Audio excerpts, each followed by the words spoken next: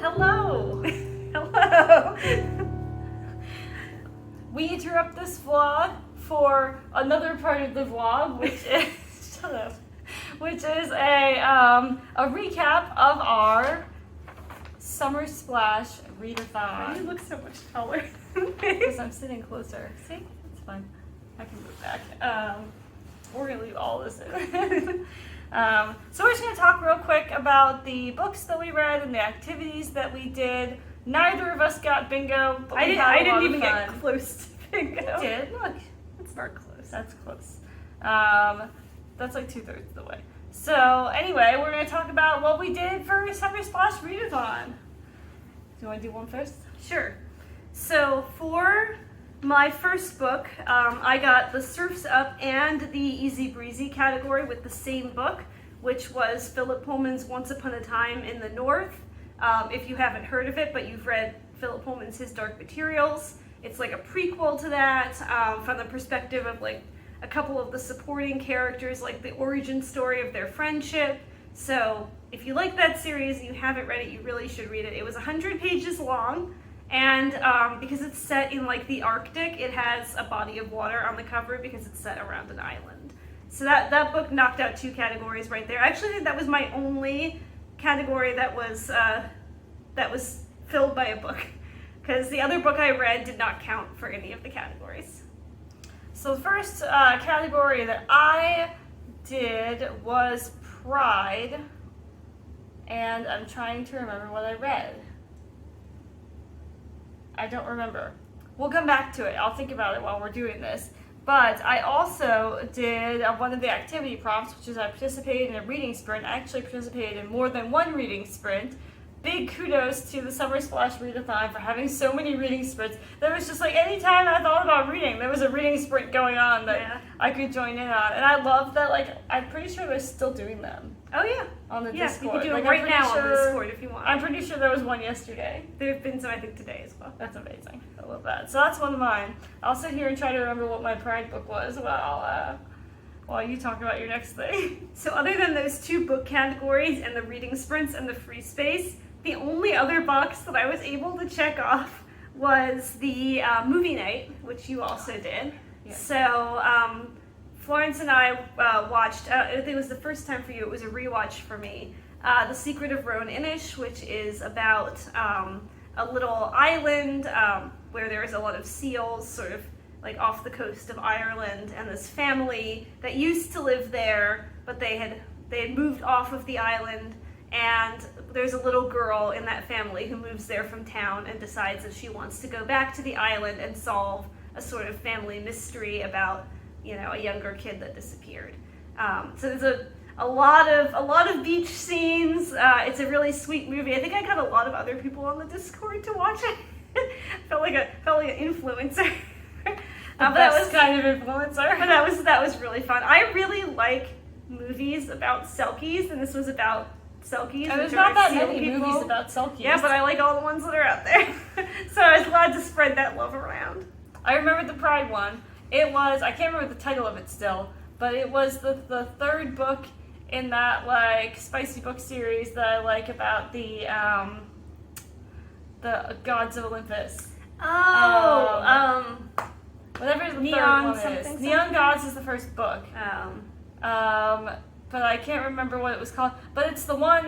This book follows like Helen of Troy fame, and it has this like it's got the sexy plot, but it also has this the like you know the trials of Olympus where they try to figure out who's gonna become a god. And, We'll like put it in the subtitle text when you. Yeah, I'll put it in the description when I remember it. But it was a great book. Neon Gods is still my favorite. I haven't read the second one yet, but that one was free on Hoopla. And then I was reading it, and I was like, oh wait, this is a Pride book because it's got some LGBTQ characters in it. So that was what I read for that. So I'm out of categories. Did you Great. do any I other did categories? more. So I did a buddy read with Robin from the book Wormhole. I was not a very good reading buddy because I was kind of away from we were communicating over email, and I was kind of away from my email for like a lot of the month. I was traveling and just doing a lot of things. So I would say I wasn't the best reading buddy, but I enjoyed making a new friend. And we read Book Lovers by Emily Henry, which Sarah is now reading. Yeah. And so I'm loving it. I knew I would. You know what? Book Lovers really got me. When I first started it, I didn't think I liked it that much. I didn't hate it, but I was just like, oh, I don't know if I'm really into the way this is starting, but the characters really just kind of hook you in. And so really liked it, and it was a great book to buddy read.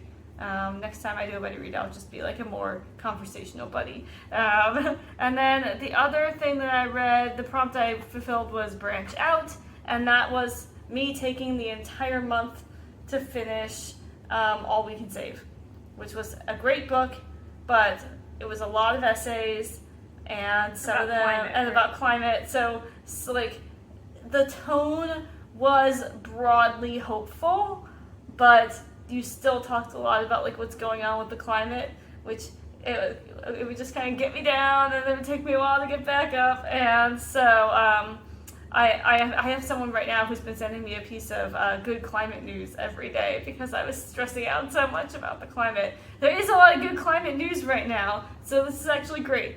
But yeah, it took me the whole month to finish that book. It just took me so long.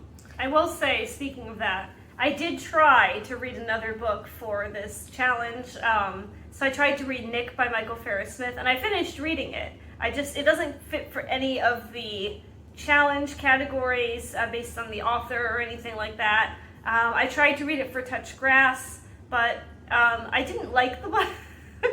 So I finished it, but I didn't like it. And you had to finish it for Hot Gatsby Summer. I had to finish it for Hot Gatsby Otherwise, Summer. it's just tepid Gatsby Summer.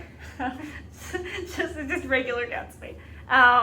But instead of it being this exciting thing where I got to go outside and read outside for this book, it's like because I was already like, it just felt like a chore to have to go outside to do it. So I spent the rest of the month after Once Upon a Time in the North. I spent the rest of the month reading that book. It was not for anything in the challenge category, and it wasn't fun. So that was kind of a loss. I kind of wish it was a really slow-paced book, and I wish it had not been a slow-paced book.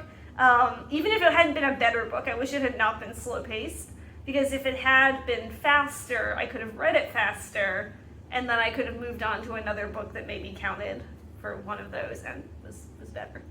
So that's what we did for Summer Splash. Whole rating for Summer Splash Readathon, 5 out of 5 stars. Best readathon I've ever done. Going to be actually kind of hard to do another readathon after this. because this one was so much fun and I met so many great people and there was always something going on.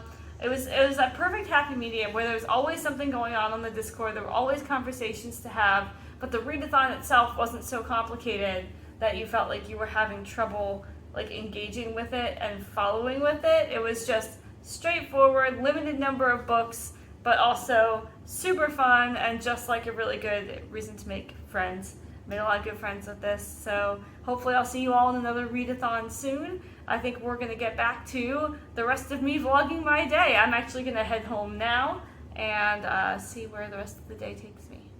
Bye, Bye everybody.